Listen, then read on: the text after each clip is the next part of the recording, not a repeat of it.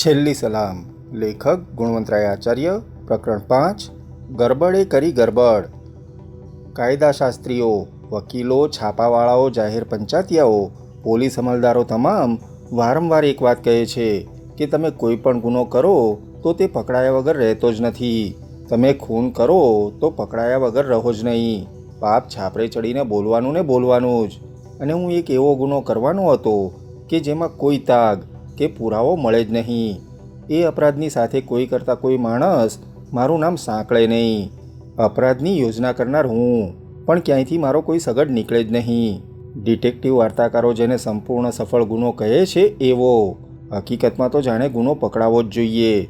પકડાય એ વાત જ ડંફાસ જેવી છે.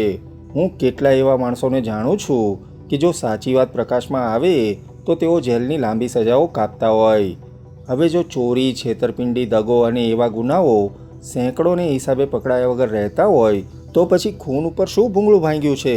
જો કાળજીપૂર્વક કરવામાં આવે, એક એક વાતને પહેલેથી જ ચકાસવામાં આવે ને જે વાતો ઉપરથી પોલીસ ગુનાઓનો સગડ પકડે છે એવી સામે પાળ બાંધવામાં આવે તો કહે છે કે ઘણા માણસોએ આજ સુધીમાં આવી રીતે પોતાના ભેજાને પોલીસના ભેજા સાથે ટકરાવ્યું છે ને હજુ સુધી એમાં કોઈ ફાવ્યો નથી. આનો મારો જવાબ એક: પોલીસે ભલે બીજા ભેજાઓ સાથે ટક્કર લીધી હોય, માવજીભાઈ સામે તો નથી લીધી ને. માણેકને મેં નક્કી કર્યું હતું કે અમારી વચમાં જે આડખીલી છે એ દૂર કરવી, અને એ આડખીલીને મેં નજરોનજર સામે ઊભેલી જોઈ. જગન્નાથ સામે ઊભો હતો. પળવાર તો મને થયું કે જગન્નાથને અમારી વાતની ખબર પડી ગઈ છે. પળવાર મને થયું કે એને અમારા ઈરાદાની ખબર પડી ગઈ છે. પળવાર મારા અંતરમાં જાણે કંપવા ઉપડ્યો. પરંતુ મારા મહેરબાનો, મારો ગભરાટ જો બહાર મારા ચહેરા ઉપર દેખાય તો હું જુગારી શાનો?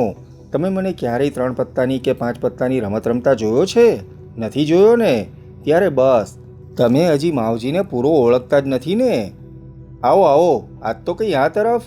જગન્નાથનો ચહેરો ચાળ્યો હતો. આ માણસ ક્યારેય 3 પત્તા કે 5 પત્તાની રમત રમી જ શકે નહીં. એના મનમાં જે કંઈ વિચાર હોય તે એના ચહેરા ઉપર ઓળખાયા વગર રહે જ નહીં ને. એવો ચાળિયા ચહેરાવાળો માણસ દુનિયામાં જગ શું મારવાનો છે? એ આવ્યો, ખુરશી ઉપર પડ્યો. ખુરશીના 2 હાથ ઉપર 2 કોણીઓ ટેકવીને, એની ઉઘાડી હથેળીઓમાં મોઢું ટેકવીને એ અનિમેષ નજરે મારી સામે જ તાકી રહ્યો. મેં પૂછ્યું, કેમ, કંઈ તબિયત ઠીક નથી? ના હા. મેં પૂછ્યું, આમ કેમ? તબિયત ઠીક હોવી ન હોવી એ કંઈ પ્રેમિકાના પહેલા મિલન જેવી હાનાની વાત છે? કાં તો હા ઠીક છે ને કાં તો નથી. છે ને નથી, ને નથી ને છે, એ તો પહેલાં જૈનોના સ્યાયાવાદ જેવી વાત થઈ. એટલે જ હું તમારી પાસે આવ્યો. એવું ન સમજો. રખડવા નીકળી પડ્યો. ઘરમાં ત્રાસ ઉપજે છે. બહાર નીકળી પડ્યો. ભમતા તમારા નામનું પાટિયું જોયું એટલે આવ્યો. આવ્યા તો ભલે આવ્યા. ચા પાણી પીશું, સિગરેટ પણ પીશું, ને ઈચ્છા હશે તો નાસ્તો પણ કરીશું. પણ તમારી વાત ન સમજાય. કેમ? તમારા નામનું પાટિયું જોયું ને ચડી આવ્યો એ વાત? ના, એ વાત સમજાય એવી છે.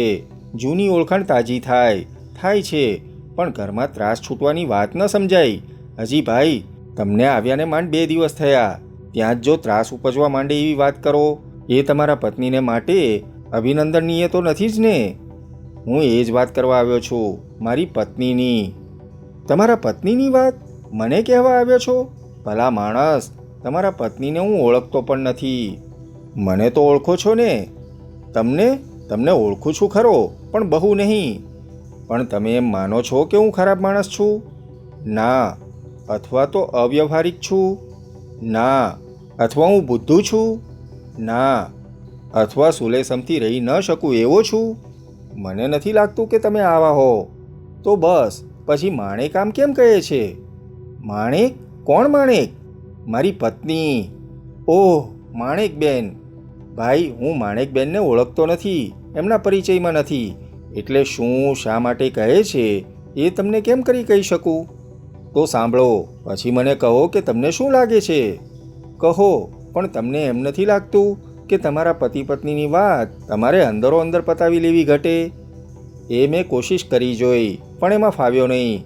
સાચું પૂછો તો માવજીભાઈ, બધી ગરબડે જ કરી છે.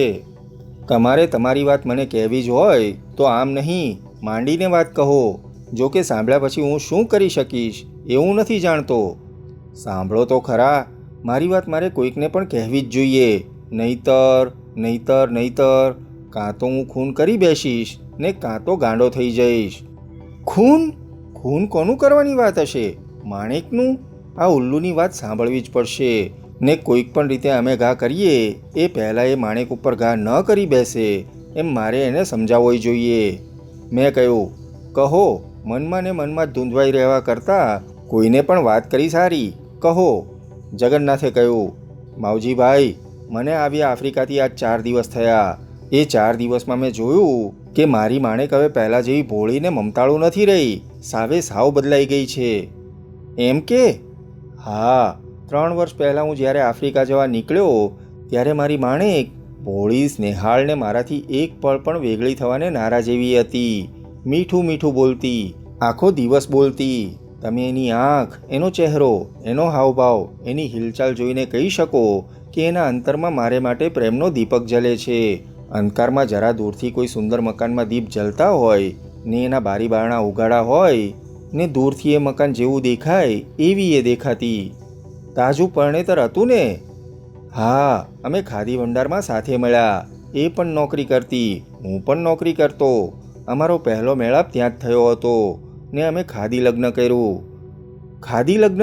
મેં પ્રેમ લગ્ન સાંભળ્યું છે, વડીલ લગ્ન સાંભળ્યું છે, સગવડિયા લગ્ન સાંભળ્યા છે, પણ આ ખાદી લગ્ન મેં સાંભળ્યું નથી. ખાદીના ક્ષેત્રમાં કામ કરતી 2 સેવાભાવી વ્યક્તિઓ લગ્ન કરે અને પોતાના ગૃહસ્થ જીવનમાં પણ ખાદી પાછળ ઊભી રહેલી સાદાઈ અને સેવાને અપનાવે એને હું ખાદી લગ્ન કહું છું. સમજો?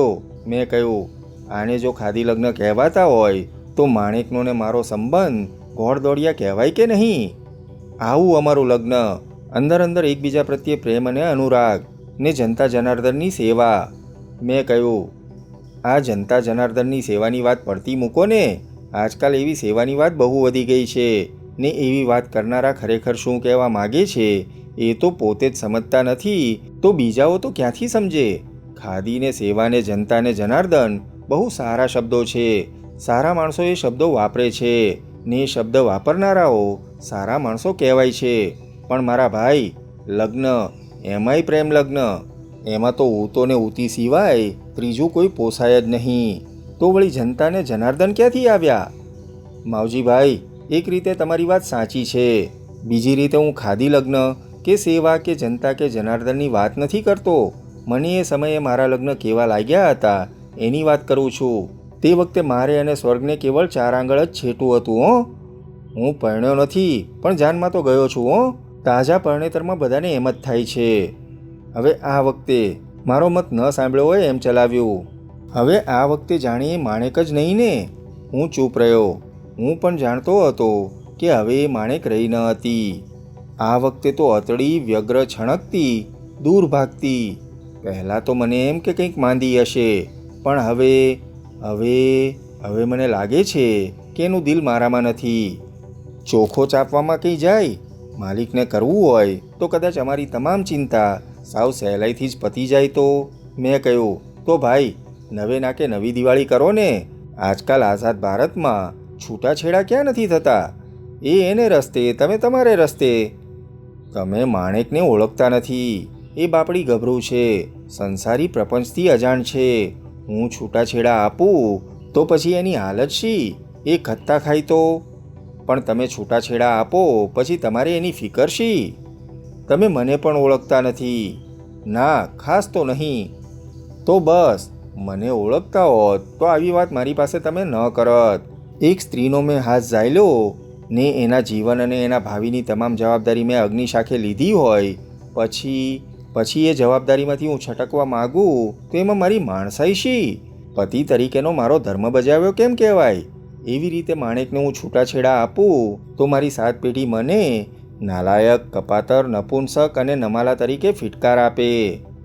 તો થયું. મેં કહ્યું, મેં તો કહ્યું ને ભાઈ કે હું તમારા બેમાંથી કોઈને ઓળખતો નથી.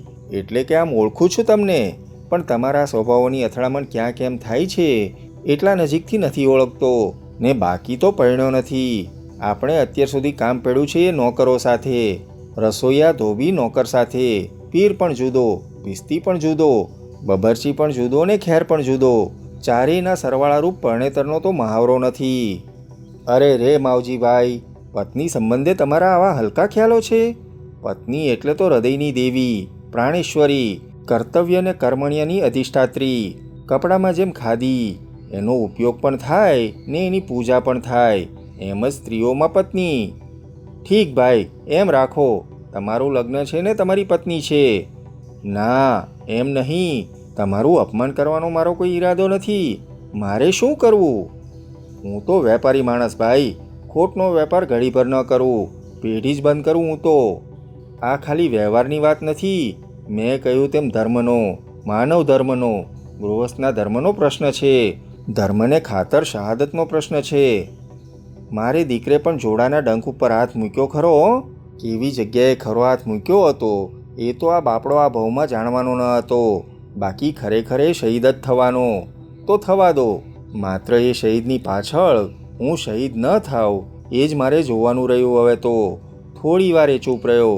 થોડી વાર મૂંગો રહીને પછી એ ઊભો થઈ આમ તેમ અધીરાઈ ભરેલા આંટા મારવા માંડ્યો. એકાએક એના રૂપરંગ બદલાઈ ગયા. એના ભોળા ચહેરા ઉપર હઠ લાલ રંગ આવીને બેઠી. બંદૂકમાંથી ગોળી છૂટે એમ એણે મને પૂછ્યું, માવજીભાઈ, આ હરામખોર ગરબડદાસ છે કોણ? પળવાર તો એના આ સવાલ સામે હું મૂક થઈ રહ્યો. આ ગરબડે જ બધી ગરબડ કરી છે, એણે કહ્યું. તમે એને ઓળખો છો? તમે કોની ગરબડદાસની વાત કરો છો? હા હા, આ બધી ગરબડ જ એણે ઊભી કરી છે. એ નાલાયક પારકા ઘર ભંગાવનાર છે કોણ? હું જે ગરબડદાસને ઓળખું છું એ તો કોઈ પારકા ઘર ભંગાવનારો માણસ નથી. તમને શું ખબર પડે? હા, એ વાત સાચી તમારી. કોઈ માણસ સામા માણસના પેટમાં પેસી જઈ શકતું તો નથી, પરંતુ હું જ્યાં સુધી જાણું છું ત્યાં સુધી તો એ ગરબડદાસ આબરૂદાર માણસ છે. એને હું ગાંધીવાદી તો ન કહું, પણ ગાંધીવાદી જમાતમાં એનું માન સારું છે. હું જાણું છું ત્યાં સુધી એ વિધુર છે. આશરે 40 વર્ષનો છે. હા. કેમ આહા કેમ કરો છો? આવા જ માણસો પારકાના ઘર ભંગાવનારા હોય છે માવજીભાઈ. પોતે ઘરભંગ થયા હોય, વળી પાંચમાં પૂછાતા હોય, વળી સારે ઠેકાણે પગારથી બેઠા હોય, પછી નામીચો ચોર રળી ખાય. પણ હું એમને જાણું છું ત્યાં સુધી એ રોજ સવારમાં 1 કલાક ગાંધી પાઠ કરે છે. બાકીના 23 કલાક શું કરે છે એ તમે જાણો છો? ના. એનો અર્થ એટલો કે તમે એ માણસને ખાલી એક 24 માસ જ ઓળખો છો, 23-24 માસ નથી ઓળખતા. ના, તમારી એ વાત સાચી. સાચું પૂછો તો મને પારકી પંચાયતનો શોખ નથી. મારો ધંધો એવો છે કે હું જો એવા 24 કલાક થડા ઉપર બેસીને ધ્યાન ન આપું તો મારે કાલ ભીખ માગવી પડે.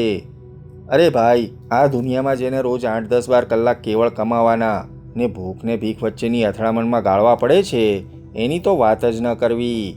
એ બાપડાઓને તો નવરાશ જ ક્યાંથી મળે? બાકી જે લોકો કલાક સવા કલાક કામ કરે છે, કેવળ સહીઓના જ બિલાડા ચીતરવાને જ કામ કરે છે, એ જ ખરા પાખંડી છે. એવાને ગોળીએ જ દેવા જોઈએ. અરે પણ તમે ચુસ્ત ગાંધીવાદી, ગોળીએ દેવાની વાત કરો? ગાંધીવાદમાં આજકાલ પાખંડનો પાર છે? આ પણ એવો પાખંડી હશે, પણ તમારે આ ગરબડ પુરાણ શરૂ કેમ કરવું પડ્યું? એણે જ મારી ઘરમાં બધી ગરબડ મચાવી છે. માણેક બિચારી ભોળી છે. હું પહેલેથી ના કહું છું, પણ શા માટે નોકરીની તાલાવેલીમાં પડે છે એ હું જાણતો નથી, પણ પડે છે. એ બિચારી ભલી ભોળી અબૂધનાર. સાચું કહેજો, એને દુનિયાદારીનો અનુભવ શું? મોટી મોટી મીઠી મીઠી વાતોમાં ભોળવાઈ જાય ને આ ગરબડના ધંધા જેવા. એ વળી તમે કેમ જાણ્યું?